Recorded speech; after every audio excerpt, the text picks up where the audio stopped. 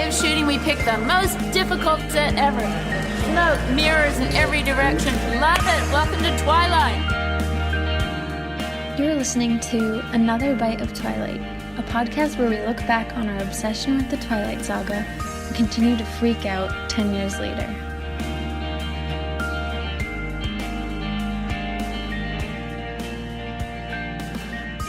Hey guys! Happy Twilight Tuesday. Happy Twilight Tuesday. And this episode is going to air on Kristen Stewart's birthday, I think. No way. Is it April 9th? Yeah. So happy birthday, Kristen Stewart, if you're listening. Mm-hmm. I'm Melissa Duffy, or Mel. I'm Kelly Anderson, or Kel. And this is Another Bite of Twilight. Mm-hmm. How you doing, Mel? I'm good. I've been having a great week. That's so nice. Yeah. I've been having a pretty good week, too. Yeah. No. Which is big complaints. No, me neither.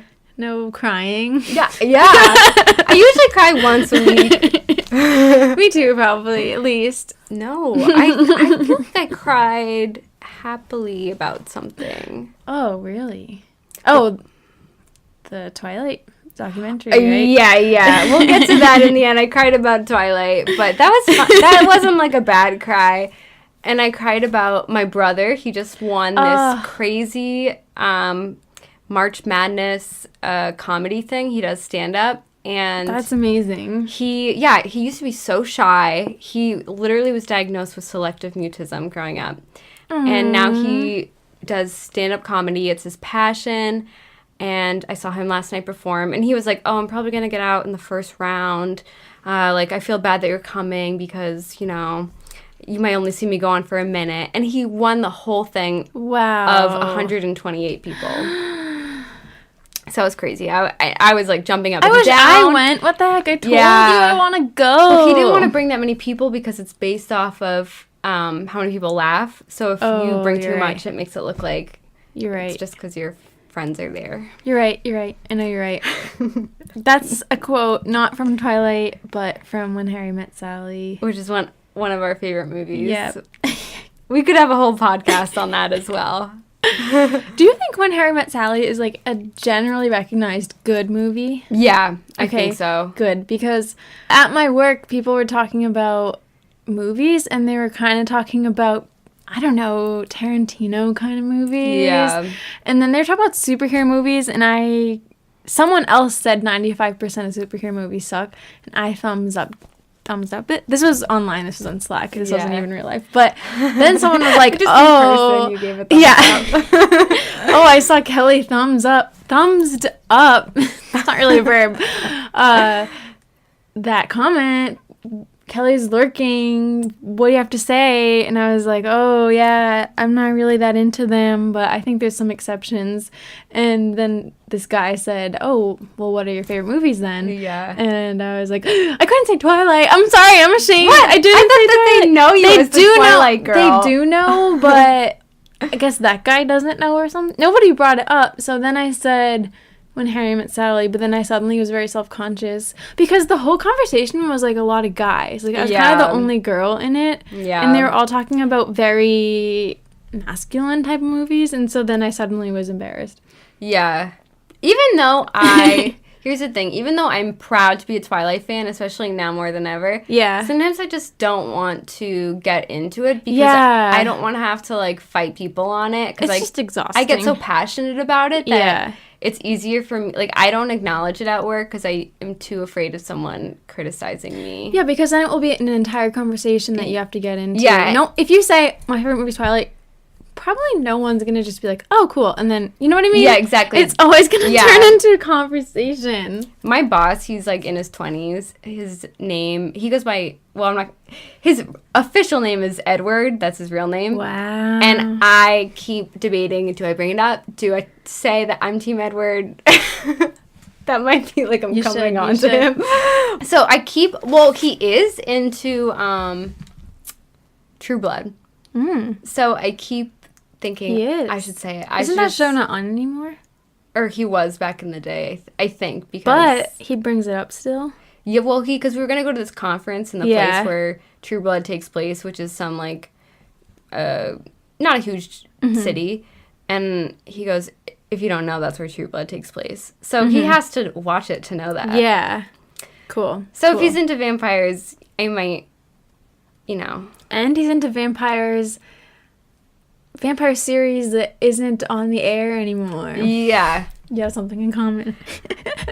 I should have mentioned it there. One of these days I'll work up the courage, but I'm just afraid because I get so passionate about it. If someone is really mean about Twilight, I want to be like, you just don't like it because you want to hate on it, because you're sexist, because you don't like things that teenage girls like, and you just don't understand, and you're lame. I just like to say agree to disagree, and then someone's that's good. I wonder if I should watch True Blood. Yeah, people always recommend vampire things to me. Mm-hmm. So today we are here to discuss a Twilight book, but it's not New Moon, which would make more sense because we did review Twilight. We're going a little bit out of order, but we just read The Short Second Life of Bree Tanner. And we're going to dive into that and talk about how we feel. But first, we have some Twilight news I think we have to get out of the way. Yes. It's big news. So, a story that's been making the headlines this week is all about how Robert Pattinson has revised his thoughts on Twilight. Yes. Based off an interview with USA Today. It's crazy. Because everyone loves to say that he hated Twilight and... Yeah, no one hates Twilight more than Robert Pattinson. Yeah. Common meme. Which, you guys shared your opinions on that on our Instagram, which is awesome. We love, reading all the comments. What did people say? People mostly said that they don't think that he would hate his role, but that he probably is sick of being asked about it all these years later, and, he wants to do other work that sets him apart. And I get it, actors get so stuck in iconic roles so often that it probably is discouraging. Yeah, totally. And it would kind of annoy me if people were still asking me about my job from years ago. Yeah. What? I don't work there anymore. Yeah, people just keep talking to me about TJ Maxx all the time. Or people always talk to you about 10th grade or something. Yeah, they think that's all you ever did. What was it like having that teacher?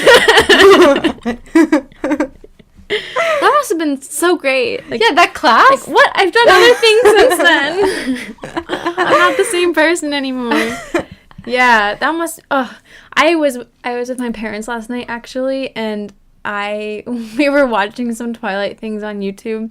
Even though I gave it up for Lent, but gave up YouTube. But my parents were putting it on, so I feel like doesn't count. It was involuntary.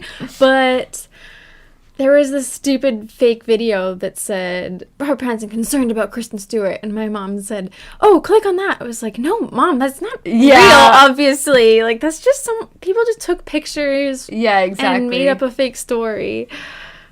Yeah, so he must get sick of that kind of stuff. But anyway.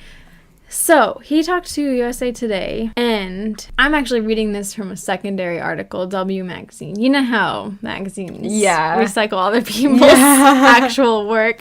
But they say, to recap, back in 2011, he called fans, quote, crazy for using their fandom to define themselves. I feel like that's projecting a little. I don't think, did he actually say that?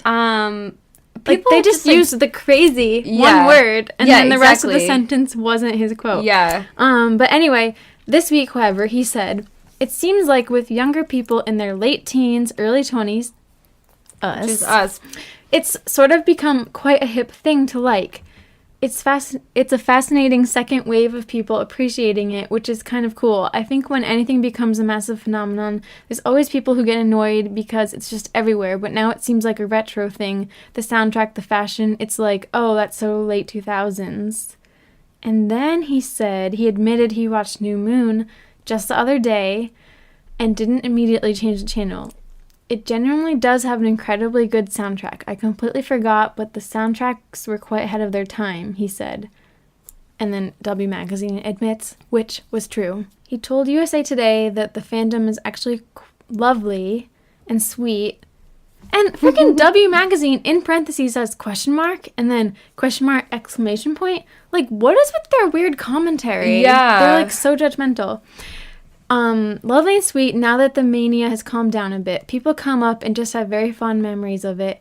It's a really sweet thing. I think the only part was right in the thick of it all when it was very, very intense. Now the intensity has died down and it's just very warm memories, he said. Obviously, it would sound much better in his British accent, but Yeah.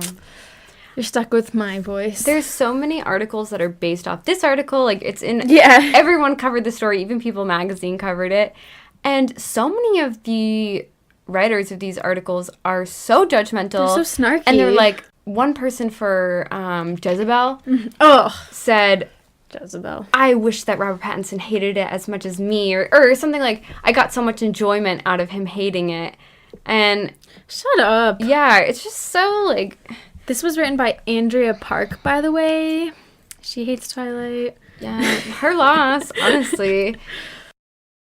But I never thought that he hated it. I think that both him and Kristen Stewart hated the fame and were just really overwhelmed by it. Low-key people. Yeah, I mean, they both have done really kind of small movies since then. I just think they don't really like being famous and didn't like people screaming and stuff. But Yeah.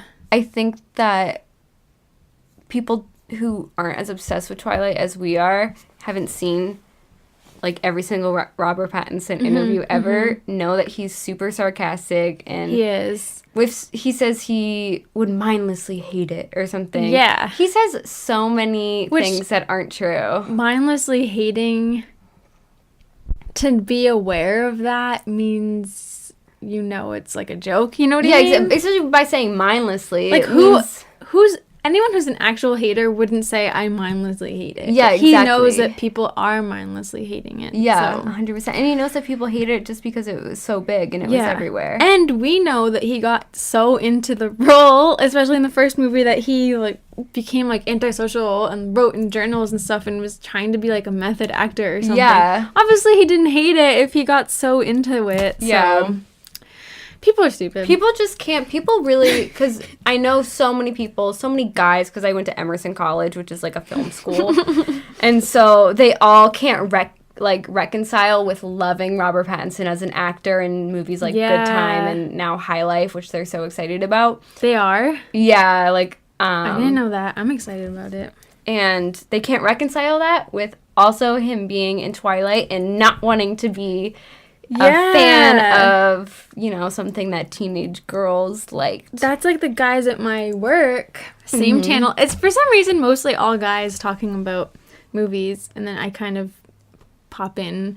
But they were talking about Cronenberg, that director, and then they were ranking all of his movies and comparing lists, and they're like, Cosmopolis was pretty good. That Robert Pattinson guy... No, they said that Twilight guy, and then someone was like, Pattinson was actually pretty good. It's like, and they have to say actually he was actually good because he was good. in Twilight. Actually, Did you see Twilight? He was amazing in Twilight, yeah. Come on. He blew me away in Twilight. He's so good.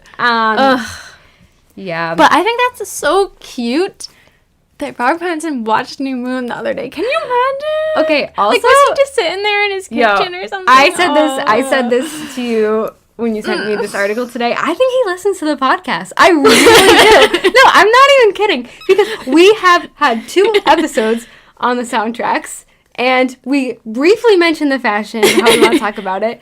We're in our You're right. early 20s. Unless we're just great minds think alike. Maybe he came to this conclusion himself. Someone in his life must know that we exist. Yeah. Maybe someone listened to it and then mentioned it to him. Yeah. Oh, people, are talking about the soundtracks and fashion. If you're listening, Rob. Yeah, sorry, we were so awkward and just squealed about you watching it. Yeah, keep listening. And sorry, we Don't also stop. mentioned looking for you in LA. Oh, yeah. Don't listen. Don't We listen. were to this. really trying to find you. Okay, also, what was I going to say? No, we said if we saw you, we weren't going to Yeah. even talk to you, so. It's kind of, yeah, exactly. We weren't going to bother you. Don't worry. It's kind of crazy that he says it's a second wave of Twilight for people in their late teens, early 20s, like us. I've been on this wave the whole time. I know, seriously. I've been so worried. I've already said this on the show, that one day you're not going to like it anymore. I've been worried this. I'm so happy that we both have consistently loved it this whole time. Yes. I feel like in college, at one point, and this was a moment that kind of took me back. One of my friends said to me, I feel like you're not a Twilight fan. It's just a part of who you used to be. Who said that? I really don't remember. And I kind of... Psychoanalyzing I stopped you? in my tracks. And I was like, I don't know. Like, is it just something I'm holding on to from the past? Since starting this podcast, I can confirm it's taken over my life now more than ever. I'm so obsessed. It's weird. I think people change, but also sometimes I really do feel like people don't change. Yeah. Sometimes I read my diaries from so long ago, and I'm like, wow, I'm just becoming the person I've always been. That's depressing. No, but like, did I tell you this? That there was this part where I wrote about like, oh, I like being home when no one's home, when my parents and sisters aren't home. I love being home alone. Maybe someday I'll live alone. And like now I do, and it's weird. It's like I always knew that part of me. I just wasn't acting, or I didn't really have the option because I was like 14. But yeah. Sometimes I'll read a line from one of my old diaries, and I'm like, yes, this speaks to me. And then I realize that I wrote it. This speaks to me. Well, maybe part of it's like you are you when you're a kid, and then you kind of like cover it up as you get older. Yeah. I don't know. I do think people can change in certain ways. I go back and forth. In college, my obsession with Twilight was a little bit suppressed because there was nothing new coming out about it, and there was, like, nothing to get excited about. But this podcast makes me so, like, it's on my mind all the time. I dream about it. I know. I only had small moments in college, really. I mean, like, there was this girl... Nadia, we talked about it a couple times, and I got super excited every time we talked about it because she used to love it too. But yeah, it was still like, used to love it.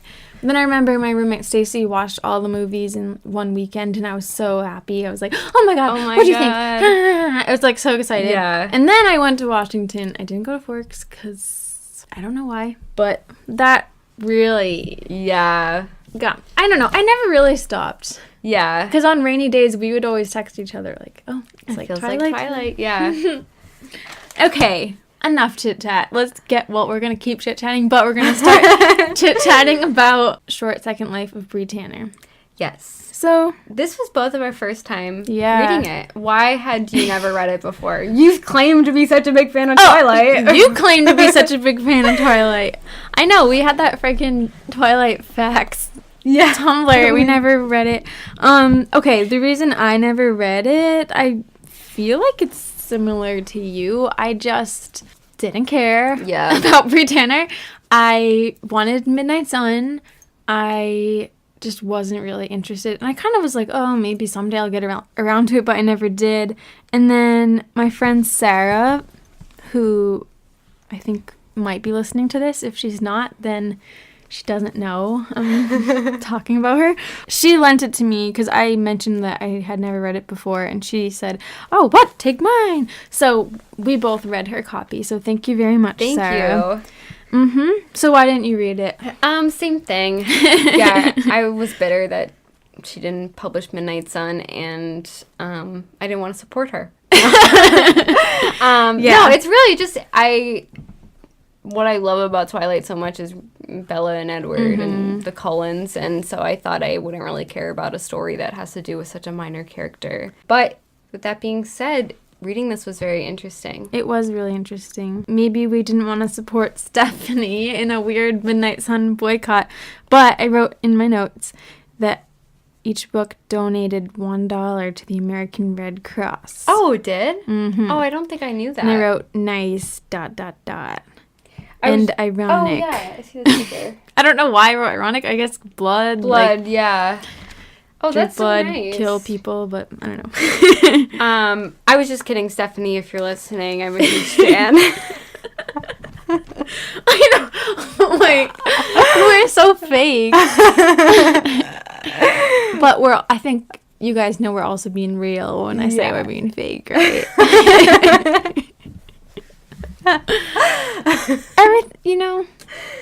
We just tell it like it is. Yeah.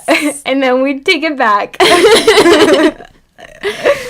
Who wasn't upset that Midnight Sun didn't come out? Exactly. Who isn't upset that it's still not out? I mean, come on. I know. I want that on my bookshelf. I want to know what the picture would be. You know, it would just it'd be so cool to own. Oh yeah. The next thing I wrote, this is before the story even starts, that it's dedicated to Asya Muchnik and Megan Hibbett, and I wrote who, and then later I was like, okay, why don't I just look that up? So I looked it up, and Asya was the senior editor of Little Brown. Megan Hibbett, don't know who that is, but Wow. for some reason I was curious. I applied for a job at Little Brown. Wow. And I wrote in the cover letter how much I love Twilight. Never heard back.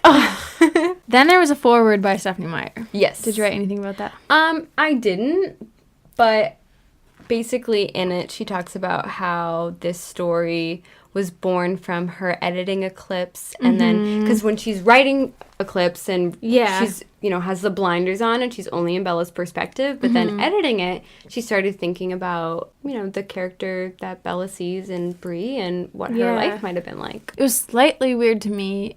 It almost felt like she was defending it or something, or not defending, but she felt like she had to explain it. It was kind of a long forward, but whatever. Something about this book that really made me think is about how we always talk about how Twilight, the stakes aren't high enough because no one dies. Yeah. Some of the darkest and saddest parts of Twilight belong to all these stories that we don't get to hear.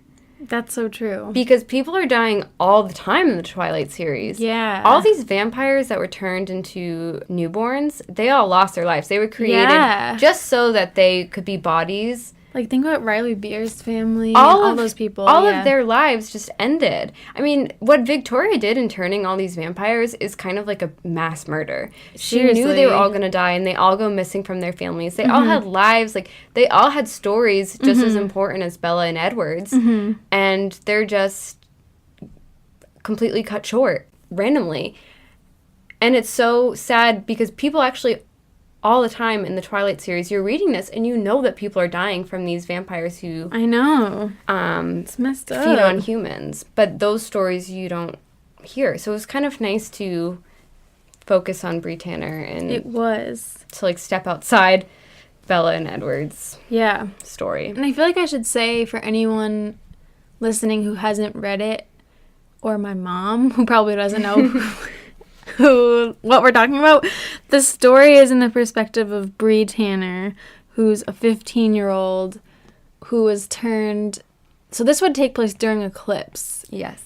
If you don't remember, in Eclipse, there was this guy, Riley, who was being kind of controlled by Victoria, who's the Cullens' enemy, and they were making an army of newborn vampires to kill the Cullens, basically. Yeah. And so Bree Tanner's one of the vampires in the army, but she's actually an innocent girl with a conscience and a good heart. She's not that innocent because she does kill people. She kills people. Yeah. But she, I think, knows something wrong is going on, and we'll get into that. Yeah. She doesn't want to be, you know how there's all those other guys that are beating each other up and they're ripping their arms off and stuff. She's not part of that. She's very weary of why they were created and she's kind of shy. Yeah, and she's very observant.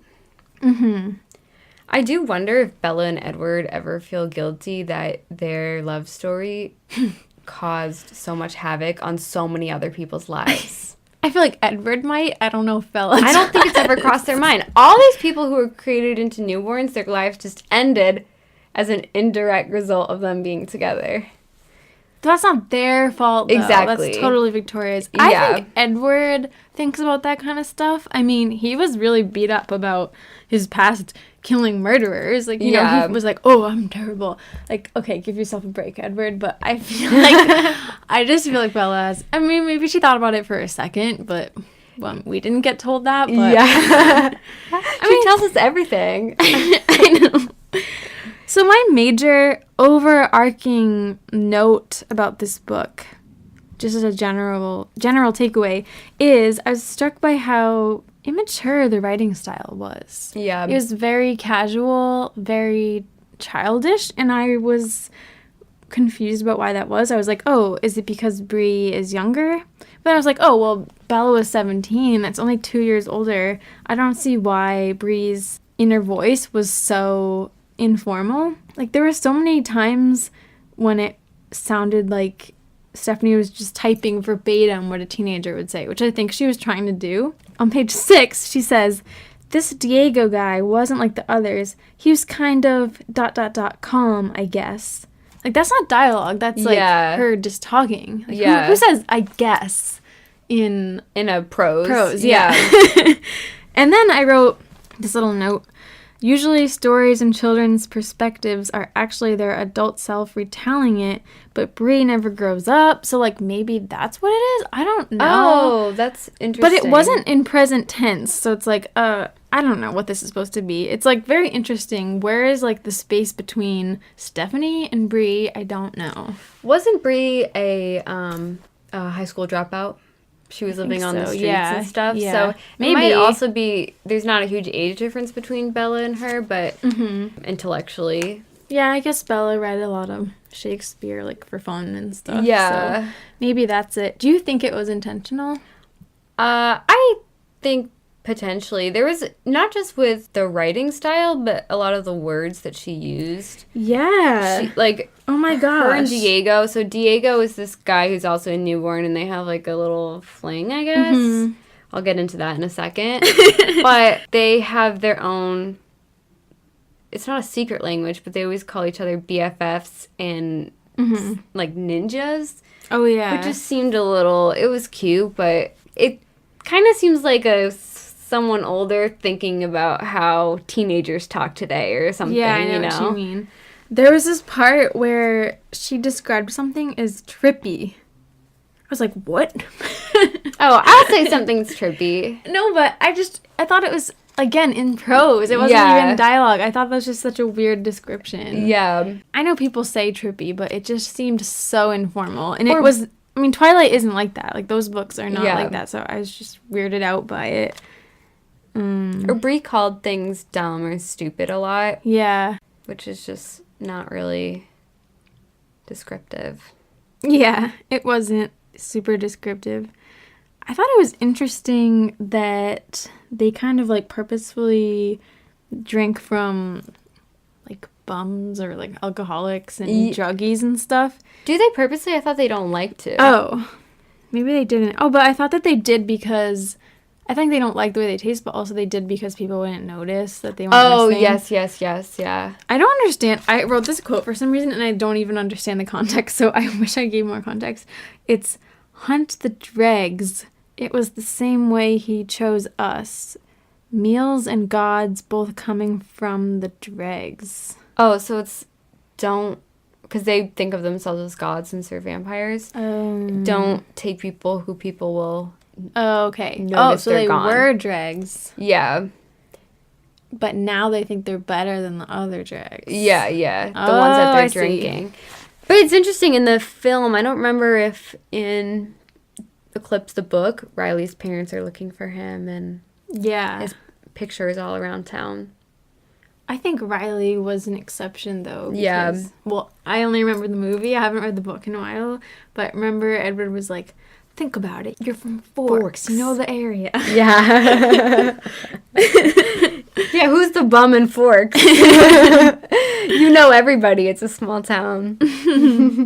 I did wish that we knew more about Bree Tanner's backstory, though. Yeah. Why didn't she say much about it? Well, it's because this is a problem with the series is Stephanie many times says that when you become a vampire, your human life is very blurry. But it seems like Bella remembers her human life perfectly, and she's still very attached to her parents and things from her human life after she becomes a vampire. You're so right. But all these other people are just like, they returned a couple weeks ago and they barely remember it anymore, and they don't care. That's so true. And why do some vampires, they just lose their humanity once they're a vampire, but Bella and the Cullens, why do they have a conscience still for human life? I don't know. Well, I think well, to both of those points, I remember in breaking down the book, Bella describing the way her old memories looked, like it was kind of faded and stuff, but she definitely still felt attached to Charlie and everybody. As for the conscience thing, I almost feel like it's only because She was prepared for it. They were prepared, and I think that Carlisle, like, trained himself to be who he is, and then he turned a lot of them and kind of brought them into his lifestyle. So I think they just, like, never really got the chance to be savage. Someone with the username Dreams of Twilight commented on our post about if we sympathize or hate Riley.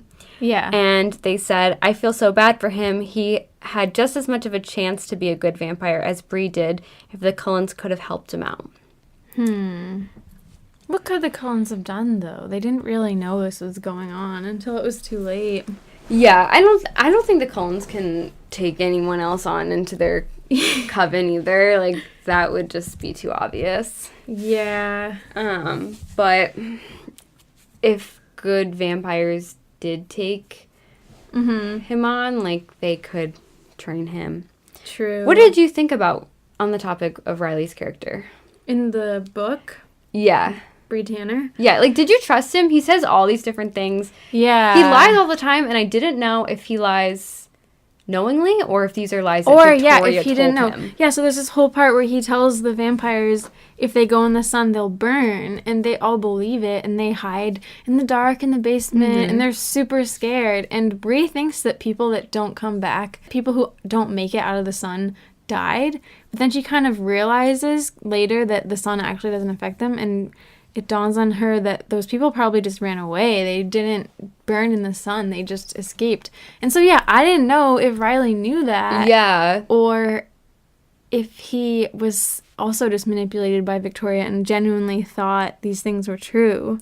And then to fight the Cullens, he says, well, there's only 4 times a year that you can come out in the sun. Yeah. And he says that the Cullens, that they need to fight them because they are taking their territory in Seattle. That's their territory for human blood, and they have yellow eyes because they're so old that their eyes have yellowed. I almost think he believed that. Yeah, and that they have a pet human.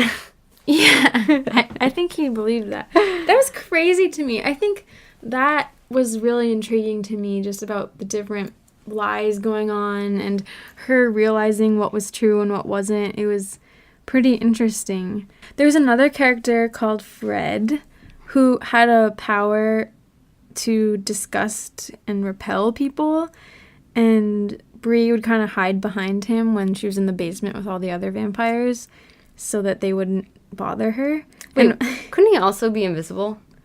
no, I don't think he could be invisible. He was just kind of was invisible because people wouldn't look at him. Because if you looked at him, you felt like sick. I misread that. No, he couldn't turn invisible. She would just like hide behind him on the couch. Oh, and people okay. would just avoid looking in his direction. But apparently he was actually good looking, which was kind of funny. And I wrote duh in my notes because I don't know. I was wondering this whole time because she never really looked at him because it made you feel like grossed out. Yeah.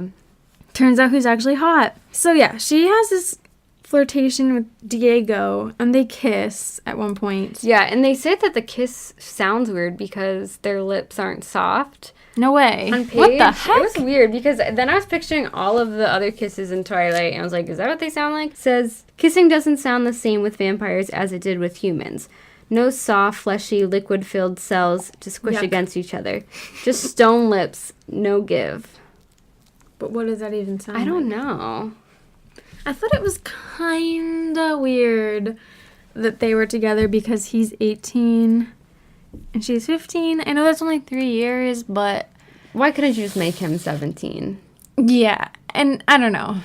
Just, I mean, I guess that would happen in high school, but it's still iffy to me. Yeah. I mean, I think that there is a huge difference between 18 and 15 at that age.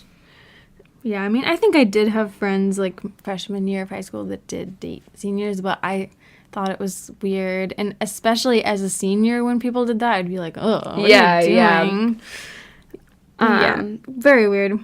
Stephanie, why do you always put yourself in these situations? I know. I think she likes the drama. I think she likes the scandal. Yeah, I think so. All right. I have to say, this Diego and Bree little love story, it wasn't developed enough for me. I wasn't into it. I actually was more into Fred. Me too. I thought it was very interesting. I know. I was honestly invested in him. I wanted her to run away with him. Me too. I didn't care about their relationship that much. I didn't get, because sorry to anyone that likes them, but I don't think you have to see someone, but I didn't really see Diego, his presence at all. yeah, And I didn't either. Just there, and it never seemed like she was that into him. And then, spoiler, he dies in the end. Riley kills him, and then at the end, she's so depressed about it, and she knows that she's gonna be killed.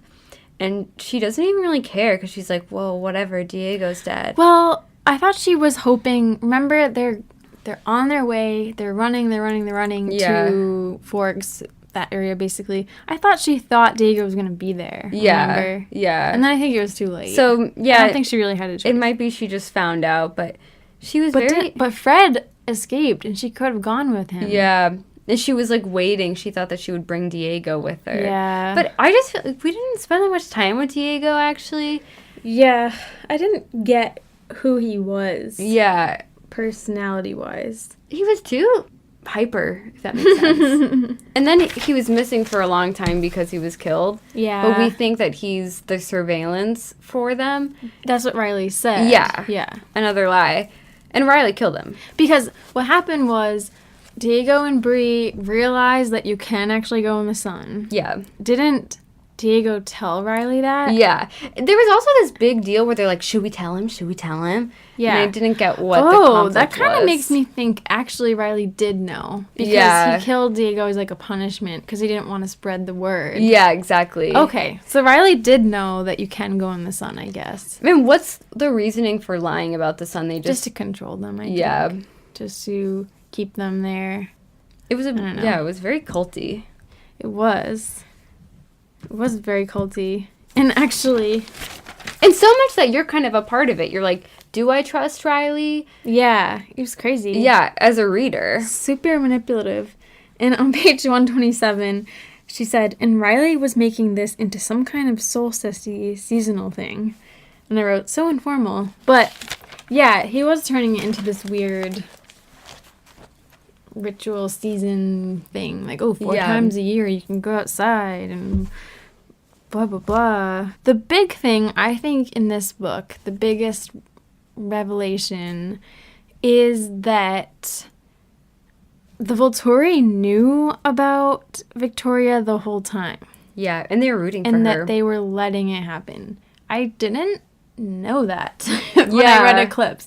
We're not supposed to. I guess we weren't supposed to, but I was like, what the hell? Like, the Volturi are letting this woman kill a tons of people. If you think about it, probably like hundreds of people died. Yeah, because of this. How many people are in this army? Like 20? Yeah. And then they're all killing people. They're hunting like every couple days, and it's crazy. And then I kind of don't get it though, because I was like, why do the Volturi want the Cullens dead? Like, I didn't know they wanted them dead. Yeah. Since when do they want that? I thought they wanted Edward and Alice to join them. Like, yeah, I don't get the Volturi's motive there. Me neither. Because they're rooting for Victoria, but they also know that this is creating so much havoc, and it's humans are catching on, so they say you have 5 days, and then you have to attack, and if you don't, we're going to put a stop to it. They want the Cullens to die, and then, so this is crazy, when the Cullens, they beat the army, but then Bree's still there,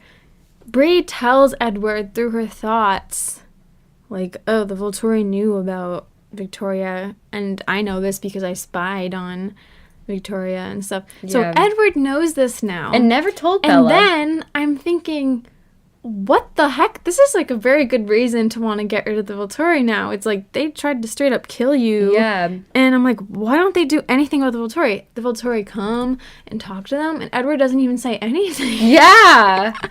He never tells anyone. That's vital information. It's freaky. I'm like, what the? Tell Carlisle, you guys should try to take them out. Like, what the hell? Yeah. And then I wrote in my notes, I don't know why, I said Collins could be the new Volturi, but more peaceful. You know why I think that the Volturi might want the Cullens dead? Why? Is because they feel threatened by them. Because they are so powerful, but their way of life is so different from them, and they also don't want to join them. So they think that there's this very powerful coven who could almost overtake them. And in the last one, they almost do. They have so many people on their side against the Volturi. Yeah. So they see it as a threat to their power. I guess for good reason, because I was thinking, and maybe this is what the Volturi were predicting, that the Cullens should get rid of the Volturi and they should be the new enforcers. Yeah, and police, whatever. Yeah, royalty, because they have, morals. But then they also are peaceful, so they won't be just like taking advantage of things. I think if the Cullens were in charge, then they would say that vampires can't feed on humans. Maybe that's what they're afraid of. Yeah. They don't want to lose that aspect of being a vampire. Yeah. I said I'm happy that the Volturi aren't enforcing the laws here, but they're still on Victoria's side. Yeah. I wrote here, Jane is lying. What was I referring to? When she talks to the Cullens? Yeah. Yeah, I wrote she's a lying bitch. Dakota Fanning. It is interesting in that scene when they kill Bree in the movie, and she's screaming, and she's like, no, no. Because in the book, she kind of accepts it, and she's like, okay, I know I'm going to die. I think she says, like, I didn't make a noise or anything. I might be making that up, but it's very different. Yeah. She dies in the end. It's pretty sad, but I was, like, left wondering what happened to Fred, actually. Yeah. That was my last thought. One of our listeners, Mary, she commented saying that she is wondering if there would ever be a sequel or something with Where's Fred? I know, where is he? What are the last lines? Will you read them for us? Yes. Because it's always so interesting when you have first person. How does the narrator die? I'm just going to read all of this. That would be it. I still didn't feel afraid. My only regret was that I couldn't tell Fred more about all of this. He was going almost totally blind into this world full of dangerous politics and dirty cops and secret covens. But Fred was smart and careful and talented. What could they do to him if they couldn't even see him? Maybe the yellow eyes would meet Fred someday. Be nice to him, please, I thought at the mind reader. Take care of that, Felix. Oh, take care of that, Felix, Jane said indifferently, nodding at me. I want to go home. Don't watch, the red-headed mind reader whispered. I closed my eyes. Another thing is that, why is she calling Edward a redhead? 'Cause he is. No. Well, okay. I started reading New Moon, and I realized this. This is why another thing why I think that Stephanie thinks that Bella's more intellectual than Bree, because Bella describes him as having bronze hair and topaz eyes, and Bree says he's a redhead with yellow eyes. So it's just so much more simpler. You're right. Basically, Bree's kind of dumb. Yeah. She's a sweet girl. But when I hear redhead, I think Ed Sheeran. Yeah. Which isn't accurate. I get it. Like, we can't get every single conversation that Edward has. I would read that probably if I could. But I find it a little crazy that he never mentioned any of this. Yeah. In front of the reader. Like, even this Fred thing. What the heck? Like, it's hey guys, there's like a guy out there that needs our help. Like, nope. Sometimes that's like what boys are like. We were just talking about that. Yeah. As much of a gentleman as Edward is, he might have just let it slip his mind. He has so much in his head that maybe he just forgot about it. But also, that's kind of Edward's downfall at times. He doesn't say a lot of things out loud. Like when he knows that Victoria is there in the first place, and he sends Bella to her mom's for the weekend. He's selective about what he says. Why can't he just tell her the truth? You know, he doesn't want to scare her. But I don't know. He plays with his cards close to his chest. Yeah, he does. I like that about him at the same time, though. Yeah. It makes him intriguing. He feels so real to me right now. I'm like, wait, Edward's not real. I know. That's so true about him. Oh, wait, that's a fictional character. So that's basically the book. I have more to say. Oh, yes. I mean, that's the book plot-wise. So when Carlisle and Esme confront Bree, she doesn't want to fight, and she says, no, please, sorry, I don't want to fight. And he says, me neither, child, or something. That's not verbatim what he said, but he goes, we're just protecting ourselves. And then they're so sweet to him, and Carlisle's always calling her child and young one. Yeah. And they're just so nice. They are. Ugh. And, you know, then she says she feels safer with them than she ever felt with Riley. Even though there's this weird part, I didn't get this at all. What? So, Carlisle and Esme decide that she surrendered, and they're not going to fight her. And then Jasper doesn't really believe it, and he kind of wants to get rid of her. Mm-hmm. And then he walks her somewhere and says, close your eyes, close your eyes. And I don't get why she had to close her eyes. I actually read this like a few months ago, so I'm trying to... I remember that. I was reading it over, I could not figure it out. Is that after the fight? Must be. This is after... Oh, so maybe it's because he doesn't want her to see all the newborn bodies that they just killed. Because at one point she says she, walked over a torso or something. He led me closer and closer to the muffled crackle of the flame, so close that I could feel the smoke brush my skin. I knew he could have killed me at any time, but the nearness of the fire still made me nervous. Sit here, eyes closed. Follow the sound of my voice and don't open your eyes. You look, you lose. Got it? He says he's gonna kill her if she opens her eyes. Why? I nodded, wondering what he didn't want me to see. I felt some relief that he was bothering me to protect a secret. There was no reason to do so if he was just going to kill me this way. I didn't get it.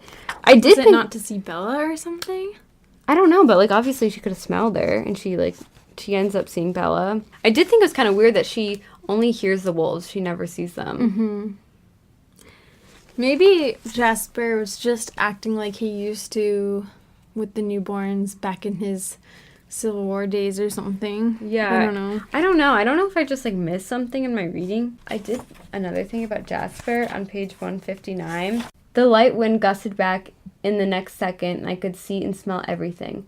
Jasper hissed at me furiously and shoved me out of my crouch and back onto the ground. It was her, the human I'd been hunting just a few minutes ago. The scent my whole body had been focused toward. The sweet, wet scent of the most delicious blood I'd ever tracked. My mouth and throat felt like they were on fire. I tried wildly to hold on to my reason, to focus on the fact that Jasper was just waiting for me to jump up again so that he could kill me, but only a part of me could do it. I just thought, wow, Jasper has come such a long way that he's standing there. Yeah. Protecting Bella from someone who's about to attack her when in just last book he lunged at Bella and he was in that position. He has. It's so sweet. So I was thinking more about the covering eyes thing. Yeah. Is that during the part when they're killing Victoria and Riley?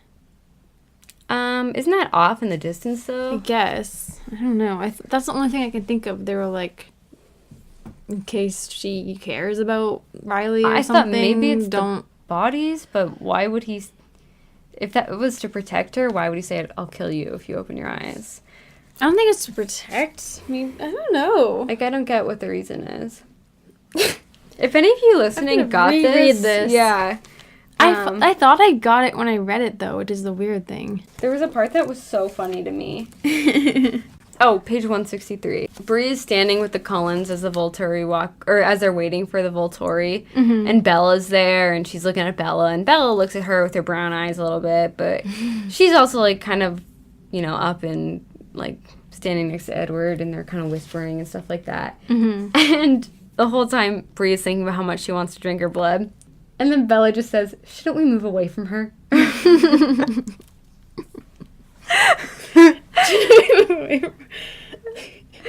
And then Edward says, we have to stay here. They are coming to the north end of the clearing now. Bella just saying the obvious. I know. Why are we standing next to this chick who wants to kill me? That's a good point. Such a good point. Yeah.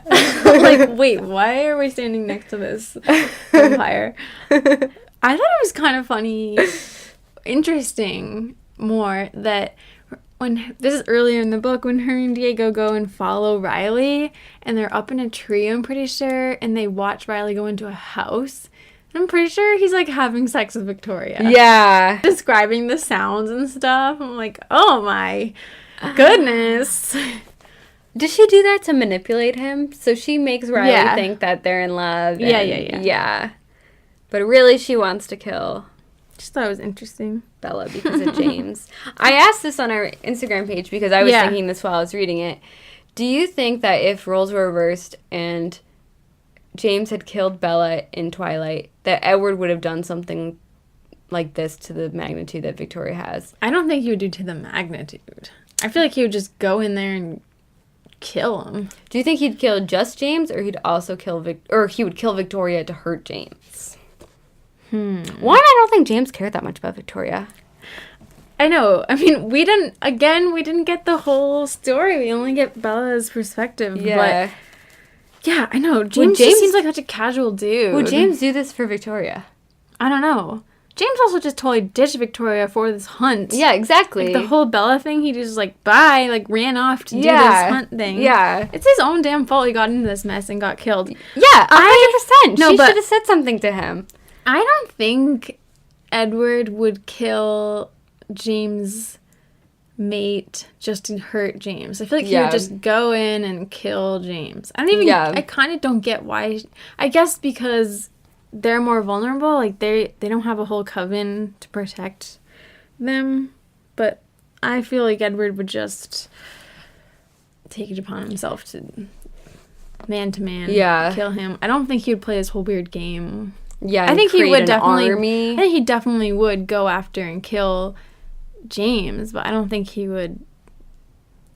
Like if they killed Bella, I don't think that he would get Victoria Yeah. for no reason. It's so 'Cause James would be dead. So it's so low of Victoria to try to kill Bella, who didn't do anything to her, yeah, because she's such an easy target. Like if you were really that tough, just try to kill Edward. that's what I'm saying. Like, why don't you just? He's the one that killed James. I guess she wants him to suffer. I'm gonna read what some people said in response. Our listener, Annika, who we last week called Maven the whole Oh yeah, episode. her username's Hey Maven. She commented, "It's explained somewhere that vampires are so unmoving. When they bond, it's a permanent thing. It's amazing to see this expressed in Victoria's story. The lengths she went to destroy a mere human are pretty incredible. I think that underscores what I believe Edward would do if Bella were killed. When he believed that she was gone and he was the reason, he immediately and thoughtlessly seeks to end his own life. I absolutely believe he would have taken extreme measures to avenge Bella's death. Hell, he and his family killed over a dozen vampires simply to protect Bella. I don't think Edward would honor Bella's wishes not to avenge her. He barely listens to her much more minor requests, and I don't think his moral compass is so strong that it would outweigh his rage and pain of losing a soulmate he waited more than 100 years for." Oh no. Yeah. Okay, so but like, let's say is this scenario James and Victoria are still alive. Yeah. James kills Bella. I think Edward would only kill James. I Yeah. don't think he would kill James's mate as well. Yeah, like first. I mean, Does Victoria even want to kill Edward or just Bella? So he can like live with the do you tragedy. think? Yeah, and Victoria, she's such an idiot. You think you're gonna kill Bella, and then Edward is just gonna leave you alone? I do think that she created this huge ass army, and yeah, the Cullens had wolves on their side, but how did no one die? I know. Like against crazy. and they killed these newborns pretty quickly. Yeah. So it seems it in the makes no book. sense. Yeah, The only thing that happened, Jacob got hurt. barely. He broke his arm or something. Yeah. Yeah, someone should have died. Yeah, someone just like a Seth Clearwater or something. Someone on our side or like the Cullen side should have died. I know Yeah. that like obviously Bree dies. Like yes, very sad. But Yeah. someone on the other side should have died. Yeah. Because that's just unrealistic that all of them died. It is unrealistic. Sometimes I felt a little lost as to what was happening in this book. But that might have been because I read half of it on the plane from California, which I can never focus. Even watching a movie or something, I can't concentrate. Really? There's Yeah. nothing else to do on a plane. I don't know, but I don't know. I think it's because I'm so uncomfortable. And Weird. I'm thinking, where are we? And can't wait till I get off. I feel like I have very good focus on a plane. That's weird. Yeah. Agree to disagree. No. It's not an opinion.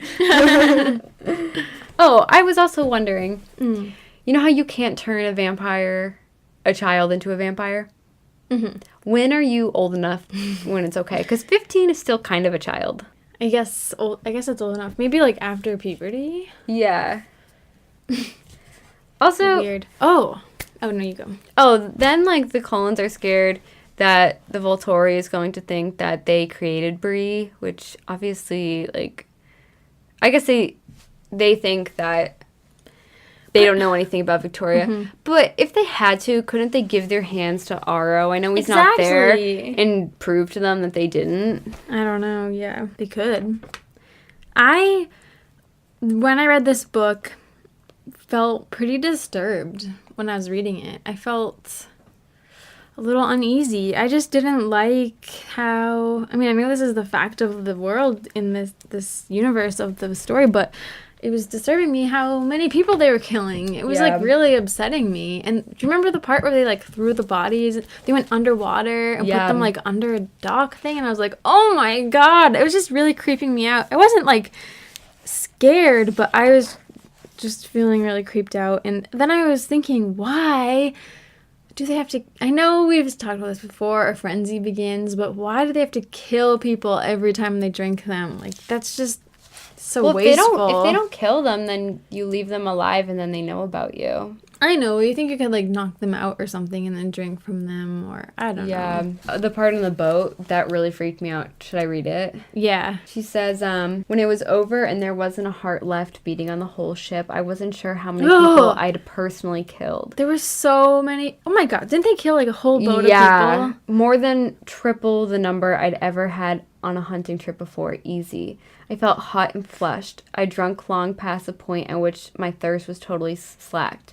Most of the blood on the ferry was clean and luscious. These passengers had not been dregs. Though I hadn't held back, I was probably at the low end of the kill count. Raoul was so surrounded by mangled bodies that they actually made a little hill. He sat on top of his pile of the dread and laughed loudly to himself. That's so disturbing. So, yeah. And then they sink the boat, right? Yeah. How can you just kill that many people and get away with it? It's so disturbing. And that's what I think is interesting about this text, is that it's a reality of this universe that we just don't focus on when we're reading about the love story of Bella and Edward. Ugh. Yeah, it made me feel really uneasy.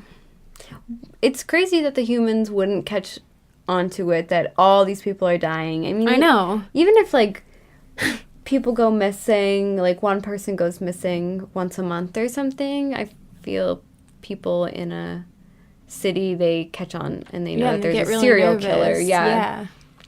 But I guess these people, a lot of them are people that no one would notice are gone. Except for this boat of people. What kind of boat is this? Like a cruise ship? I got the feeling it was, like a mini cruise ship or kind of one of those, like, party boat things. Oh, my God. But that still fits a lot of people. Like, could fit hundreds of people. Something I don't understand about the vampires is how could you kill something that you used to be? I know. That's so weird. Like, how could you kill a human and know that... and not think about your human life and feel bad? Especially someone that looks like you. How? I know, that's weird. It's really sad. This book is really sad. I was sad that Bree died, and I know a lot of you guys were too. But someone has to. Yeah. I mean, at least less humans will die now because that army, all those people are dead. Like, I know it's kind of sad the Cullens didn't save them, but... Yeah. They were killing people. Yeah. But they were, I think they're just as much victims because they were killed themselves and they were taught to, I mean, I guess when you become a vampire, you're so thirsty that you just need to feed on anything. My gosh. But all those people had lives. Like, they all had unresolved problems and... families and... and probably dreams and things they wanted to accomplish, and it's really sad. It is. Because in Twilight, we get so caught up in this fantasy about how their story is going to last forever, and it's almost too perfect. So, what do you think about the book? overall? I enjoyed it, but mostly it made me really excited to continue reading the main series. I felt like the whole time I was waiting just to see the Cullens, and once I saw them, I was so happy.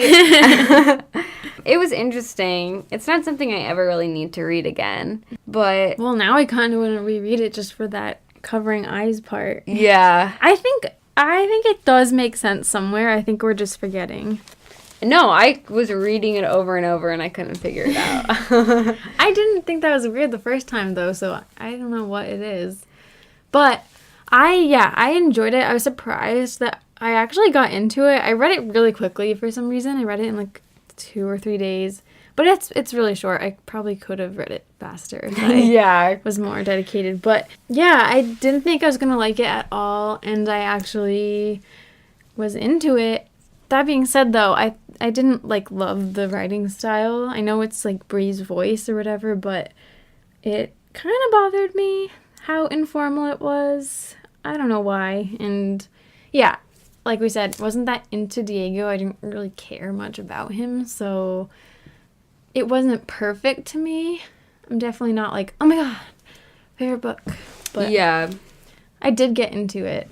And I think there was this kind of momentum, like, oh, when are they going to learn the truth? And when are we going to save Victoria? And there was a lot we were waiting for, so. Yeah, and there was so much dramatic irony in that we know so much more than Bree does. And True. It's interesting watching her find things out and figure them out for herself.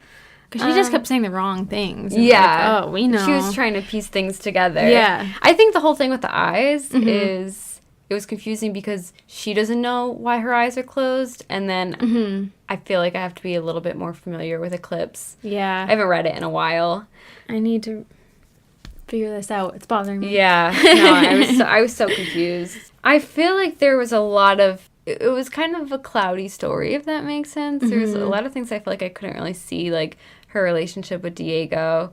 Yeah. Their interactions felt very underdeveloped. There weren't a ton of descriptions. Yeah. Which in Twilight there's a lot. Yeah. But in this I didn't even really know what the house looked like where they were. The whole geography around it was a little fuzzy. Yeah, I don't know if it's because it was so short that and she didn't intend to write a whole big book that she just couldn't get into it.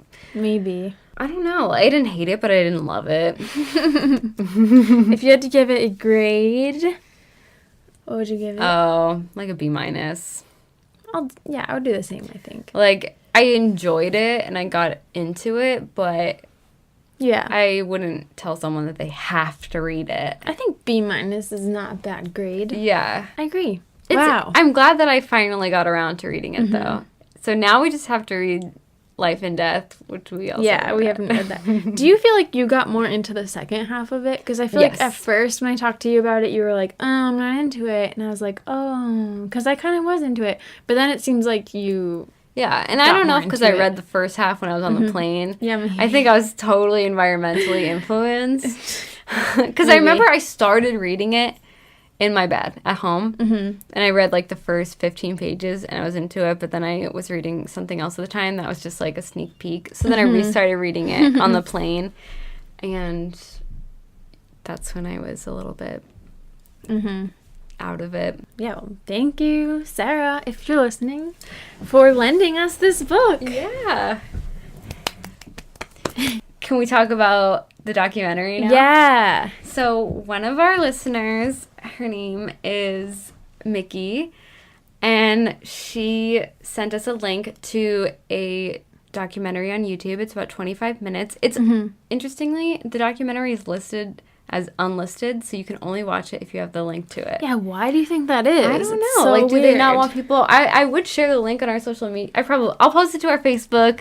Yeah, good idea. So you guys can see it. This moved me. I watched it last night with my parents. Oh, you did? Which was cool, but also a little annoying because they kept making comments. Yeah. But yeah, it was basically about the Twilight Forever festival in Forks, which is every September, which we've never been to. No. And I didn't even know about it until like this past year. Yeah, me neither. I thought that it was, but this year I thought it was the 10-year anniversary, so I thought it was something special they were doing. I didn't know they had it every single year. Yeah. Oh my god. Oh my god, this documentary is making me cry because I usually never like the things on the DVDs that are like the fans and the fans like going crazy. Because this was such an authentic portrayal of the fan base. And it was cool because it was fans who still like it years later. Because they recently made it. And basically the festival, I don't know if any of you guys have been to it, it's in Forks every September, and it's for fans, and they go to Forks, and there's all these people there dressed up as the characters, and everyone there is basically a huge Twilight nerd, and there's like a dance and events and little crafts people are selling. Yeah, and people have made lifelong friends doing this. And Catherine Hardwicke went last year. And there's like Stephanie has there's gone. like auctions and stuff, and we have to go. Yeah. We cannot live on Earth where there is a Twilight Festival happening every year and we're not going. Like, that's wrong. Can we go this year? We have to go. I think we have to go. And we have to. Yeah, I really want to go. Did you see how the characters stay in character? These people, if anyone's been, and this is like redundant to you, I'm sorry, but these people have been going as the characters for years. Like, they are them. Yeah. And they have like a monopoly on it. Like, no one else. I don't think people can show up dressed up as Alice. Like, there is an Alice. A lot of them bought the real costumes that they wear in the movies and spent like thousands of dollars on them. And it's every character, even like Alec, literally everybody. There's Aaliyah. I love there's everybody. When the girl was talking to the person dressed up as Jacob, and she's like, "Oh, so like, do you live around here?" And he's like, "Oh yeah, I live like like the next town over." And she goes, "Oh, you're a local? So like, that's awesome that you can do this." And he's like, "Yeah, I live on the reservation." She goes, "You're really from the reservation?" She goes, "Yeah, I live over there with my dad. He's in a wheelchair." And then she realized, oh my god, he's in character. Yeah. Did you see obviously the lady who moved to Forks because she was obsessed with Twilight. Now she's runs the Chamber of Commerce. Yeah, which runs the festival. Yeah. Yeah. Oh my god, I loved her. I loved her too because she was a huge fan and her room was like all decked out, but she also seemed pretty level-headed. Yeah, yeah. She was like, I'm not going to say like, oh, my boyfriend needs to be Edward because I know that's like not realistic. Like, she was a crazy fan, but she wasn't crazy. Yeah. This documentary spoke to everything that I have felt for the past 10 years. Like, they talked about how a lot of people fell in love with Twilight kind of out of, like, serious topics. A lot of people were struggling with something in their lives, and it made them feel happy, and it was an escape, and that's how I felt in middle school when, like, my friends sucked. My friends sucked. Fuck you, friends. Why you just put a different voice on? Really related to it, and I loved the part when the people in Forks, because Twilight really revamped their economy. They were doing really poorly during the recession. Someone said they were one of 4 small towns that didn't go under. Yeah. Like a lady in the diner or something said, you know, this one fan, she got permanent fangs because of Twilight. And the documentary lady said, well, the Twilight vampires don't have fangs. And she goes, I don't know. I don't know. I think that even though the Twilight vampires don't have fangs, it's still like part of it. You know what I mean? Yeah, like, exactly. It's still cool. Yeah. I don't know. I like the fangs. Yeah. I kind of wish they did have fangs. I don't know. I get it. Yeah. Can you imagine how expensive that procedure is? Yeah, that's insane. You probably get your teeth bonded, and they probably... That's nuts. I mean, it costs like $1,000 or something. Oh my gosh. The guy who he played, who did he play? He was in the Volturi. He said that he bought the costume for like $3,000. Oh, yeah, He's like, yeah. I could have gotten a new car. Yeah. A lot of things, but this is worth it. Yeah. Like, there's guys that are like going to the festival every year. Like, they're super into it. These are people. Yeah. And I started thinking more and more about it, and I was like, okay, this actually isn't that weird because, like, there's a Harry Potter theme park. Yeah. Totally socially acceptable to go to. I went to it last year. Adults wear the robes. Like, people are all still into it. And even though Harry Potter ended so long ago, and even, like, Disney World, if you think about it, like, adults are super into. cartoons from like 100 years ago, and Yeah. it's like okay that they go there and put on ears and stuff, and it's like, yeah, it's actually not that weird that there's like people that dress up like Twilight and go to Forks. Like that makes sense to me. And we need to do it. We need to do it. I'm so mad that I went to Washington and didn't go to Forks. It isn't super close to like Seattle and stuff, so yeah. Yeah. I mean, you can also... Plus, we did Vancouver. There just wasn't Well, time. probably it's good Yeah. that you didn't go, so that way you could go Yeah, with now me. I'll If be you more went excited. without me, Yeah, I would have been so mad. Yeah, you would have. It's still, like, the places I did go in Washington still felt like Twilight. Yeah. Even though it wasn't Forks. I was like, oh my god. Oh my god. Forks has really capitalized off of it, like, Mm-hmm. because they didn't actually shoot any scenes in... I thought that they did shoot at the real high school. Did they not? I think they did. shot Or at least the exteriors. sign. Yeah. But isn't nearby, can't you go to... Where is it? I know that there's somewhere where they have, like, signs of where they filmed the wood scenes, and you can go to it. Isn't it in Oregon? Yeah, I think they shot mostly in Well, Oregon. maybe we could go there, too. Oregon. Or it's Oregon, unless you're talking about the Oregon Trail. yeah. The Caribbean. Or Pirates of the Caribbean. Yeah. Yeah. Why is that? I don't know. Me and my friends always talk about that, but we never thought about Oregon. Yeah, it's the Oregon Trail. Yeah. But yeah, they have like people made businesses out of it, like Bella's Burgers and I don't know what else, but I think there's like a gift shop there, too. yeah, Yeah. So cool. we have to go. We have to go. And we can go to La Push. Yeah, that would be so cool. In Port Angeles. Oh my god. We can go there. La Push, baby. It's La Push. What did you say? Am I supposed to know what that means? Yeah. Collegiate reservation and we're all going down there. I don't know. Cut that out. It's like big surf coming in. Yeah. And I don't just surf the internet. There's a foam board. You stood up once. Reverse those two lines. He stood up once and it was a foam board. Ha ha ha. I don't know what comes next. Oh my god. So we have to go. Yeah. Let's look it up right after we record this. It is kind of expensive. I'll Which pay for half sucks. your ticket. Where do we stay, too? They have motels and stuff. People travel from all over the world to go I know. there. People like came from the UK. Do you see the part when the girl was like, I quit my job and came here? And the interviewer said, oh, did you have to quit your job to come here? And she's like, no, I didn't have to. like, I just wanted to.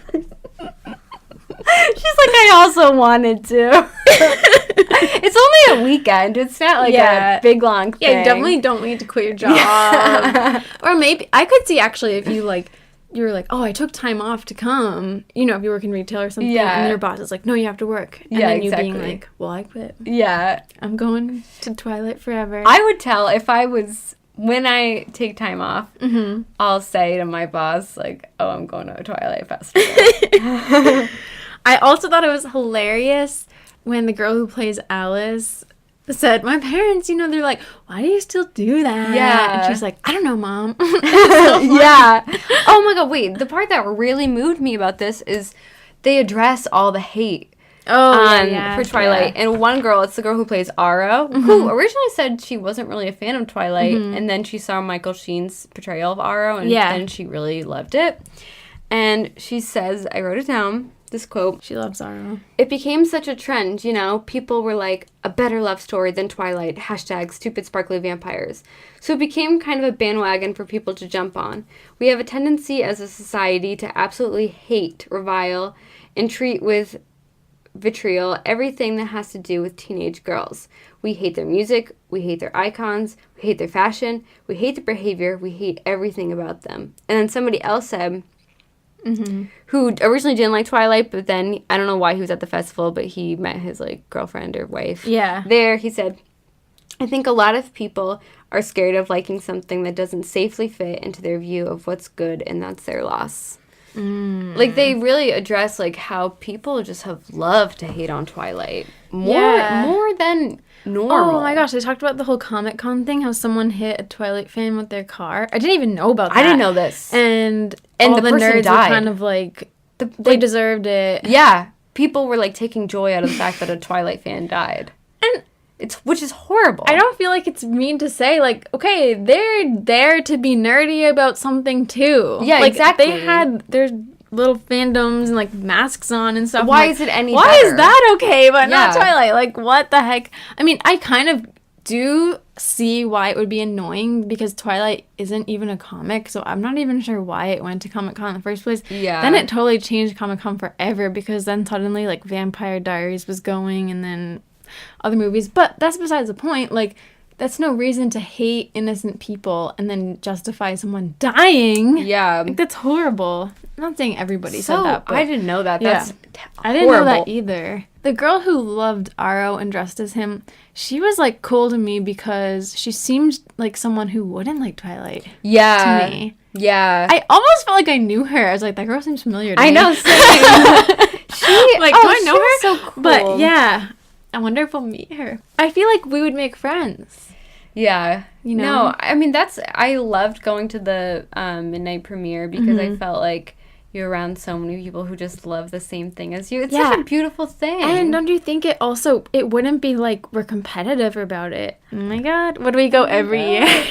we have to go this year. At least once, yeah. I think we have to go. I think it's perfect timing with this podcast. Maybe Rob will go now that he's turned around. Oh, he's in the Renaissance. Wow. I think he listens. I really do. Thanks, Rob, for checking us out.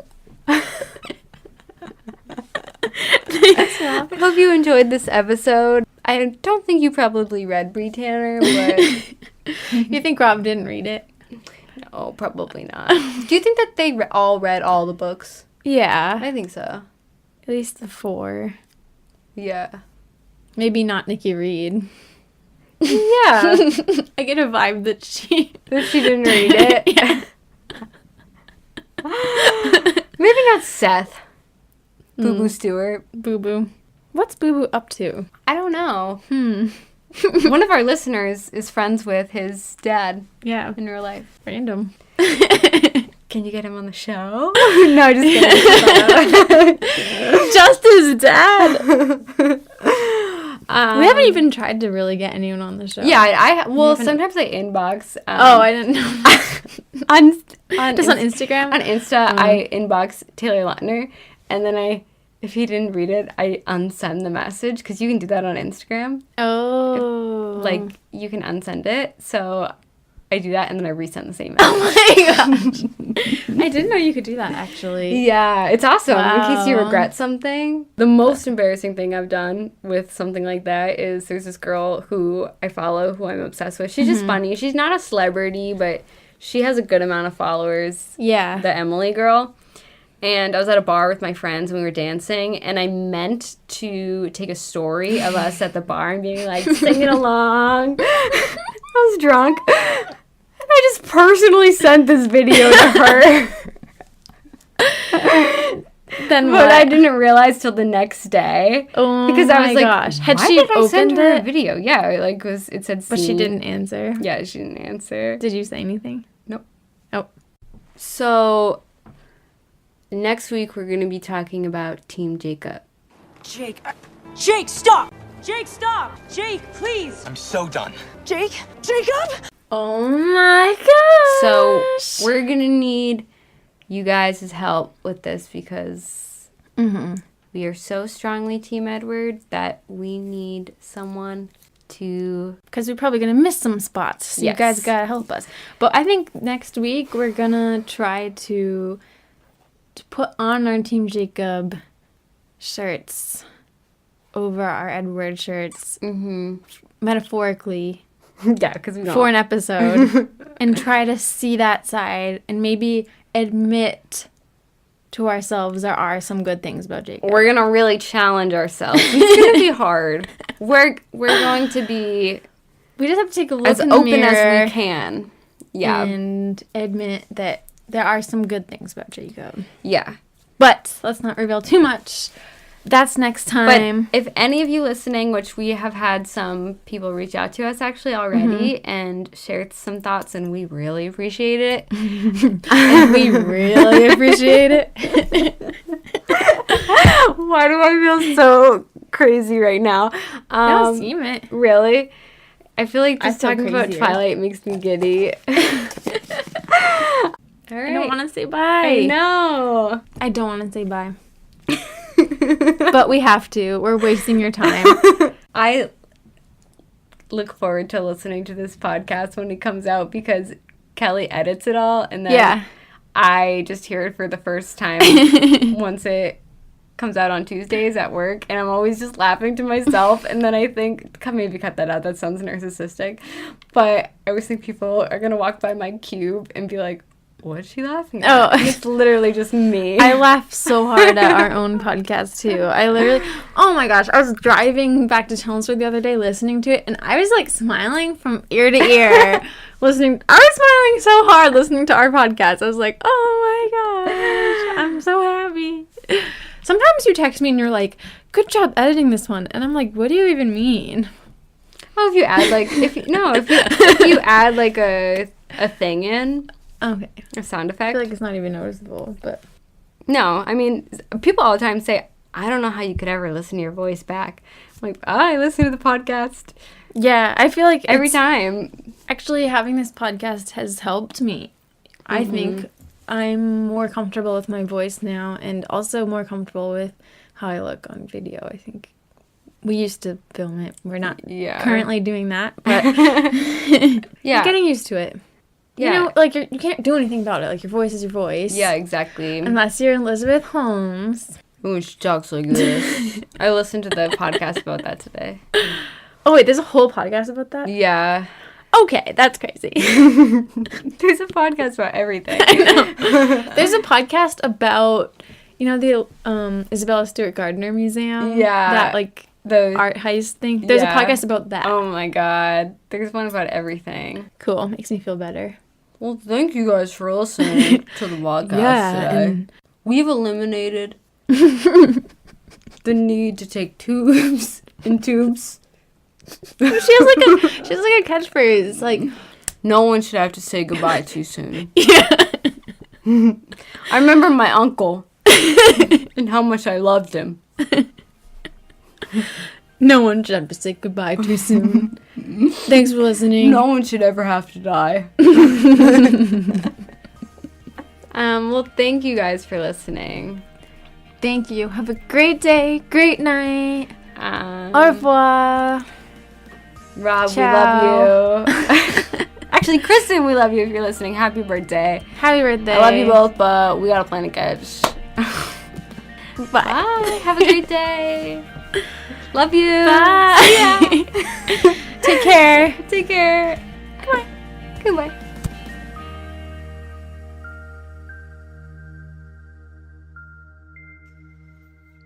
You can contact us at anotherbiteoftwilight@gmail.com or find us on Twitter, Tumblr, and Instagram at Another Bite of Twilight. The music is by Traces. See you next time.